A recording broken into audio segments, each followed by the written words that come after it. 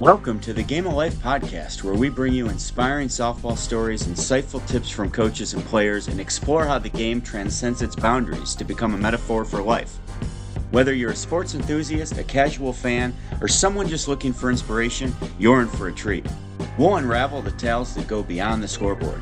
Discover how perseverance and hard work on the field translates into resilience in your daily challenges. Learn about teamwork, leadership, and the unwavering spirit that fuels success, not just in sports, but in the game of life.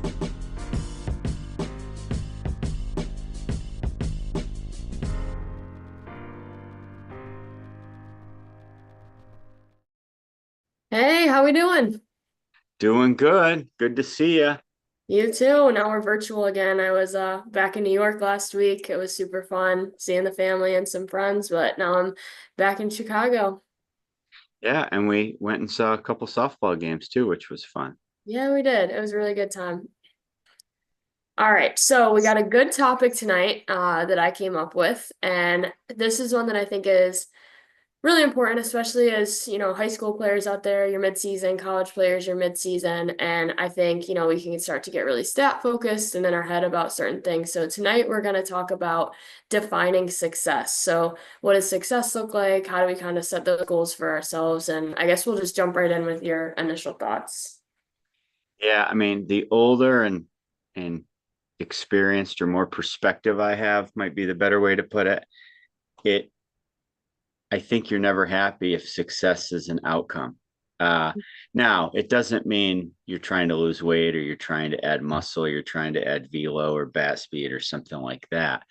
But defining success when there's a team involved, especially, or there's a personal goal that might involve playing time or at bats, sometimes you can't control all that. And of course, you can control it if you work hard and put in the time, but there's no timeline to it. So I think defining success now to me versus when I was playing college golf or even when you guys were younger, uh, it has to do with literally being committed to a process and that cliche stuff like 1% better every day and how you do the little things is how you're going to do everything. But it's so easy still to get trapped in the long-term outcome. Yeah, I agree. I just gave you a lot, so I don't. No, no, the thing I kind of want to dive into that you said is the long-term outcome is I think something people get really stuck on when I'm a big advocate of if you set a long-term goal, you should be doing something every single day working toward that goal. I think often, we get focused on the long term and not celebrating the short-term success or the consistency that it takes to reach those goals. So what I mean by that, if I say that I want to get this dream job that I want. Okay, well, I should be making my skill set better. I should be networking. I should be outreaching to people who are in this current job I have that I want to learn more from. And I'm just using this as an example, but people who come talk to me and I say that goal, they shouldn't be surprised by it because they should hopefully see that my actions every day are helping me get there. And I think that's kind of a good self-check to do is if I told someone this goal I'm working toward, would they be surprised by it or could they see it in the actions that I'm doing every day? Yes, I mean, it could start when you're little. I want to make a high school team someday. Well, what are you doing every day? And maybe that includes playing multiple sports because it's, cross training. Or I want to play college softball someday. Okay, what are you doing every day? Little things. What do you know about what you're trying to accomplish? And you make a great point. You have to celebrate all the short term stuff, or it's too easy to get I don't know if the right word's burn out. It's too easy to forget about why you're doing it, I guess. Yeah, exactly. And I honestly think sports are a really good example for this because most people, when you're in a season, you do practice every day and you're giving something toward it. I honestly think it's the life examples that get a little bit more tricky because, one of my favorite sayings is the best time to start was yesterday, but we can't control that. And I think so many people kind of say, oh, I'll start tomorrow, I'll start next week. And then life gets in the way. And I think we really have to prioritize success to ourselves, what success looks like, and then how we're going to get there. I agree with everything you're saying. I think it's so important to not just think long term process. Yeah, I agree because I think, going a little bit into defining success and how we define success, I think when we put a result on the end goal, I think it can leave us disappointed a lot of times, especially you take a game like softball where you're failing. And I know we talk about this a lot, but you have to be able to celebrate the little things. And, from my experience growing up and through college, if you look at my collegiate career, and you were a big part of this and you can attest to this, my first 2, 3 years, I wasn't a starter. I did not get a lot of playing time. And if the only way that I defined success was on the field, I would have felt like a failure. But luckily, I gave myself the mindset of adding value is the way that I'm gonna, be successful. Being a good teammate is the way I'm gonna be successful. Pushing my teammates to be better is the way I'm gonna be successful. Being positive every day, having a growth mindset. Those are all things I'm gonna do to measure my success. And I think getting creative like that helps give you purpose, meaning, and kind of that determination to keep going when maybe you're not getting the outcome you want.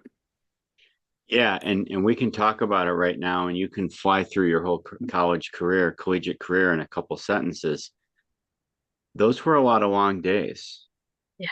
and maybe even self-doubt mixed in, right? But you have to realize there's other things you can do there's always value you can give other people, Yeah.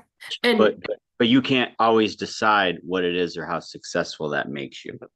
well, to your point, yeah, I'm making it sound easy, like it was all rainbows and butterflies, but it was a lot of tough days and tough conversations. But for example, my freshman year, my main thing I did during practice and games was catch bullpens. And at the beginning, that was something I had never really done before. I'd never had a role like that on a team. And by the end of the year, I had such a great relationship with the pitchers. I could read spin of the ball better than I ever had. And when those pitchers went in the game and did well, I felt success in that through them. And I think so that's something through sports that a lot of people don't realize is you can find success through your teammates. If, you know, you're helping someone in the cages, they're going through a mental block and you somehow help them through that and they go out there and have a 3 for 4 game. That's our success together. And I think being able to find value in that and find your own success through your teammates is something that's really valuable and kind of helps you find that meaning and find that purpose. Yeah, I was just joking with my students a while ago that, I've taught 28 years and they think I do a good job. I mean, we've talked You about do. that I can stuff. attest to that. Yeah. But all my previous failures is what led to my career in teaching. Mhm. You know, played golf scholarship, transferred to school, and tried some mini tours briefly. And then all those failures in the game of golf getting to the end goal I wanted led me to come back home and then get a job in finance and then go back to school to be an educator. And the skills and discipline I learned in trying to achieve, I mean, let's face it, if they're not easy to achieve their goals, if they're super easy to achieve, it's just called a to-do list. That's what my Yeah. friend tells me. So trying to achieve all those things way out of my reach, I didn't fail. I just kept gaining experience and discipline and dealt with adversity and grit to finally find what I was going to be successful in. And it's easy to look back and see that, but that's years of not always getting your way and not always achieving what you think you're going to do. But short term, I had a lot of successes that led to what I was eventually meant to do. And I think we get lost in that. Yeah, I love that to-do list analogy. I haven't heard that before, but I think that's really, really cool. I mean, Shout out to my friend Cam F. Awesome. He tells me yeah. that all the time. So So I don't know if we've shared it on the podcast, at least not in a while. But one of my favorite analogies is one that you've told me, and it has to do with some stairs and a yo-yo, if you want to share that. I think that it's kind of perfect when it comes to defining success because to your point, you feel like you're failing sometimes, but if you define success the right way, you know that you're continuously growing. So I'm gonna pass it over to you. I just talked about it yesterday and I'm getting better at keeping it short and sweet. So if you can imagine in your head a flight of stairs, and the bottom stair is where you are, and the top stair is your journey and where you expect it to take you, right? Success is reaching the top stair. Well, anybody on the planet could tell you you're going to be better off at the top stair than the bottom stair. Uh, but along the way, if you had a yo-yo in your hand, if you could do this challenging feat, walking up and down the stairs with the yo-yo is fluctuating up and down, up and down, up and down. The yo-yo is the distraction. The yo-yo are the highs and lows of daily life. And when you get used to that and realize that's how you're going to get to your end goal, the yo-yo at its lowest point at the top stair is way above the yo-yo at its highest point on the bottom stair. And it's almost, like the Duke coach says, you don't get things don't get easier, you get better at handling hard. And you get better at understanding the daily fluctuations aren't anything to worry about. Those highs and lows are what carry you long term going up the stairs. I love it. And I honestly think about it a lot because it is so much easier to focus on the yo-yo, but you have to focus on the steps. If you are Yes. someone who has a big goal, a stretch goal, you got to focus on the steps because I think you can't advance to a new step without the yo-yo going down at some point. I truly believe that. You can't just keep the yo-yo high all the way up the stairs because you're not earning it. You're not getting better. You're not growing. And even in college, one of my teammates and I, we would joke about it. Like we'd have a rough day and we'd be like, the yo-yo is down right now, low. It's on the ground. And it just kind of helped us keep each other in perspective, or help keep perspective with each other of, all right, I'm growing through this, right? I'm a big advocate of the verbiage. You're not getting over something, you're getting through it. We have to get through things in life to get better, to get to the next step. You have to get through the ups and downs of the yo-yo to get to the next step and get to the top. So I'm a huge advocate for that. I hope our listeners love that as much as I do because I truly do think about that often.